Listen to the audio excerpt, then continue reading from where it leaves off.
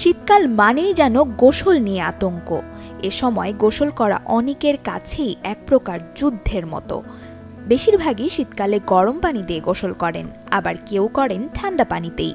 কিন্তু এই গোসলের পানি ঠান্ডা না গরম, কোনটি ভালো জানেন কি? গরম পানির উষ্ণতা পেশির টান টান ভাব দূর করতে সহায়তা করে। এটি চাপ কমানোর সহজ উপায়ও বটে।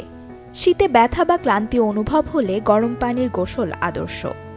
গরম পানি রক্তনালীকে প্রসারিত করে, রক্ত প্রবাহ উন্নত করে। এছাড়াও নিঃশ্বাসের সাথে গরম পানির বাষ্প নাকের পথ পরিষ্কার করে। তবে গরম পানিতে দীর্ঘ সময় থাকলে ত্বকের প্রাকৃতিক তেল নষ্ট হতে পারে।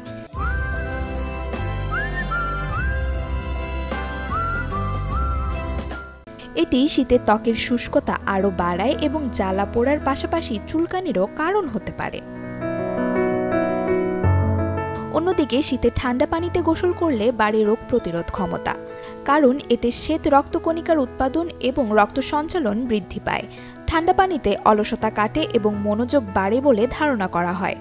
ঠান্ডা পানির গোসলের পর ঠান্ডা তাপমাত্রা শরীরের প্রদাহ কমাতে সাহায্য করে, কিন্তু হঠাৎ শীতল পানির গোসল শ্বাসকষ্টের কারণ হতে পারে।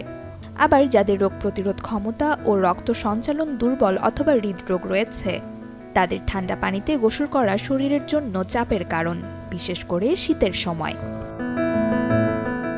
তাই শীতে কোন পানি দিয়ে গোসল করবেন তা নির্ভর করছে আপনার শরীরের ওপর।